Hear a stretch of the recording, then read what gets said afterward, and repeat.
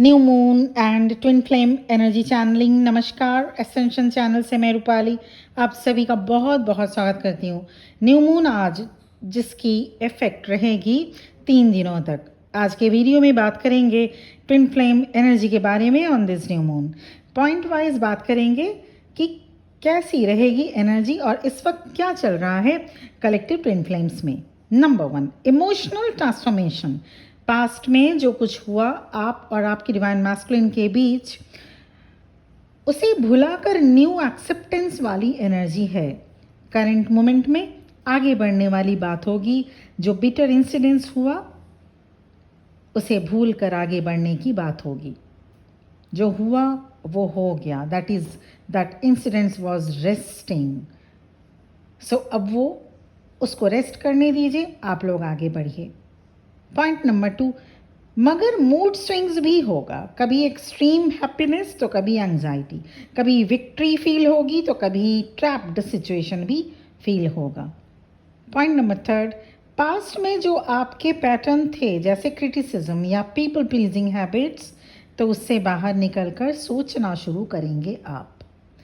Point number 4, future के बारे में decision, adjustment, commitment related energy है ट्विन फ्लेम्स में, कलेक्टिव ट्विन फ्लेम्स में। इसीलिए अभी जो सिचुएशंस जो बनने जा रहे हैं खास तौर से वो बहुत ही खूबसूरत हैं और इसलिए ये सिचुएशंस आप देख पाएंगे कि कलेक्टिव में कमिटमेंट रिलेटेड आपको कुछ सौगात, अगर आपने इनोवा कंप्लीट कर लिया है तो कमिटमेंट रिलेटेड बातें होंगी आपके डिवाइन मैस्कुलिन की तरफ से। पॉइंट नंबर 5, कलेक्टिव में बहुत से ट्विन फ्लेम्स कंपटीशन के तरफ जो एनर्जी थी अभी, जो चीज़ों को कंपटीशन के नज़रिए से न देखकर, क्योंकि आप लोगों में होता है कौन क्या कर रहा है, कलेक्टिव में कैसी एनर्जी है और उसकी रियूनियन हो गई, आपकी क्यों नहीं हुई। तो ये कंपटीशन वाली एनर्जी, सबके कर्मास अलग अलग होते हैं, सबके जो जर्नी का पैटर्न सेम रहेगा क्योंकि कर्मा अलग अलग हो गया। इसीलिए जो रियूनियन का टाइमलाइन है और ख़ास तौर से पास्ट लाइफ भी कर्मा कभी कभार ट्विन फ्लेम्स में इफ़ेक्ट कर जाता है। इसीलिए कलेक्टिव में बहुत से ट्विन फ्लेम्स अभी कंप्लीशन के तरफ आगे बढ़ेंगे। सो कंपटीशन छोड़ के अभी कंप्लीशन पर ध्यान दीजिए। Twin flames are moving forward to the completion, तो होलनेस की तरफ आपका ध्यान अभी रहेगा। पॉइंट नंबर 6, वहीं जिन ट्विन फ्लेम्स की जर्नी रिसेंटली स्टार्ट हुई है या जो अभी तक इनोवर्क नहीं कर पाए, they have to face extreme tension and roller coaster type situations. इसलिए इनोवर्क ज़रूरी है करना। अगर आप ट्विन फ्लेम जर्नी में हैं, आप कंफर्म हो गए, इनोवर्क स्टार्ट करिए। पॉइंट नंबर 7, रह कर चाइल्डहुड डेज मेमोरी में आ सकते हैं, सरफेस में आ सकते हैं, चाहे बचपन जैसा भी रहा हो, एक खुशनुमा बचपन आपका गुजरा हो या कुछ ऐसी सिचुएशंस रहे हो जो बिटर इंसिडेंट्स थे, वो आपके यादों में रह कर आएगा। तो पुरानी जो भूली बिसरी यादें, चाहे वो बचपन से ही रिलेटेड क्यों न थे, वो सरफेस में आएगा। पॉइंट नंबर 8, दोनों ट्विन फ्लेम्स में से खासकर डिवाइन मैस्कुलिन अपने लाइफ के चॉइसेस पर ध्यान दे रहे हैं। They are actually rethinking the load bearing life choices. कितना वो कर सकते हैं और कितना बर्डन वो लेकर बैठे हैं, इस पर रीथिंकिंग चल रही है। They want to prioritise personal needs rather than constantly being the emotional foundation for others.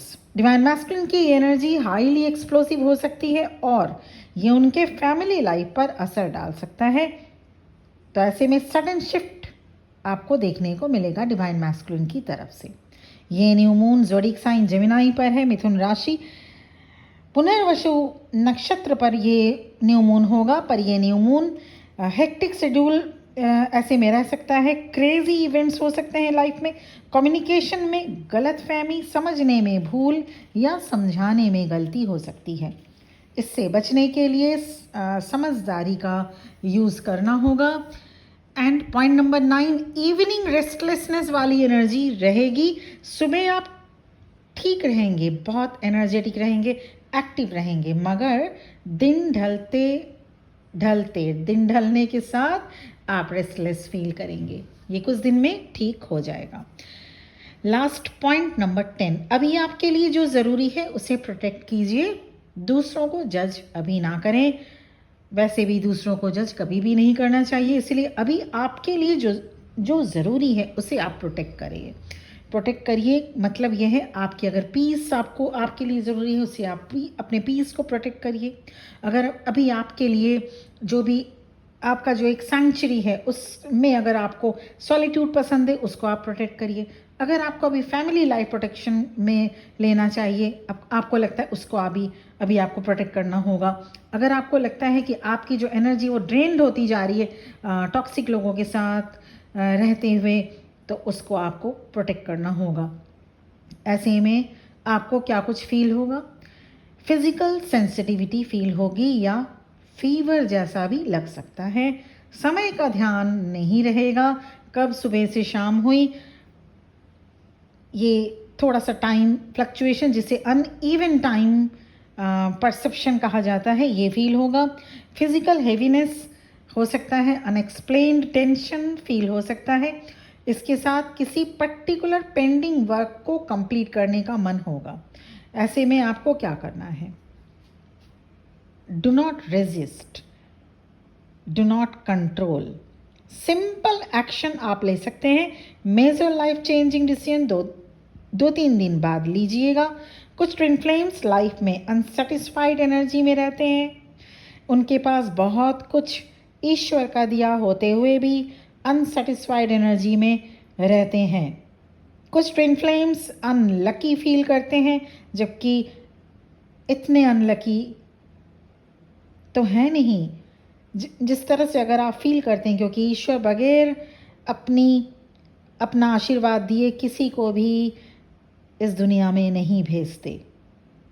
सो ऐसे में अगर ये इस कैटेगरी में आप आते हैं, उन्हें पास्ट में उनके साथ जो आप अनलकी अगर फील करते हैं, किस बात को लेके, पास्ट में क्या कुछ हुआ आपके साथ, उस बात को लेके अगर आप अनलकी फील करते हैं, तो बस आप सभी को उससे निकलकर लाइट ब्रिंगर सोल बनना होगा, जहां आप खुद लाइट बन सकें।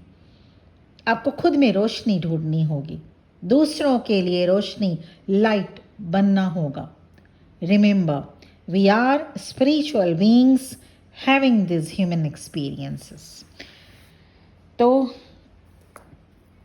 ये न्यू मून बहुत ही खास है, और इस न्यू मून में कोई भी ऐसी हैवी एनर्जी पिक नहीं हुई है।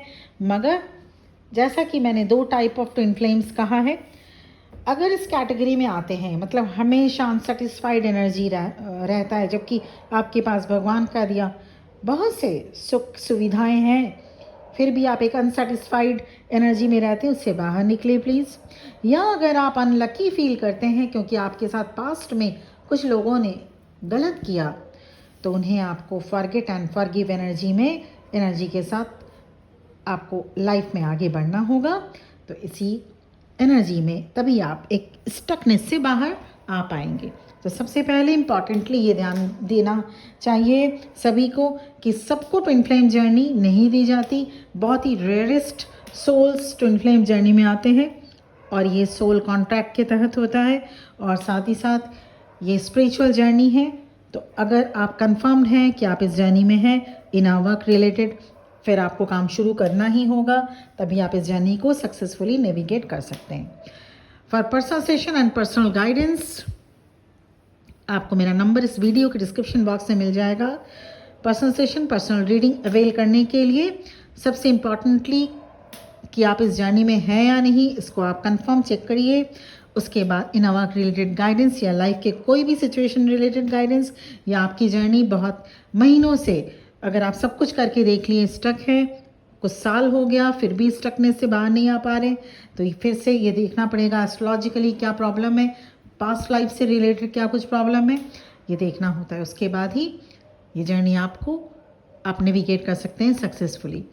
पर्सनल सेशन, पर्सनल रीडिंग के लिए मेरा नंबर इस वीडियो के डिस्क्रिप्शन बॉक्स में और आपके स्क्रीन पे स्टार्टिंग में ही शो किया जा चुका है।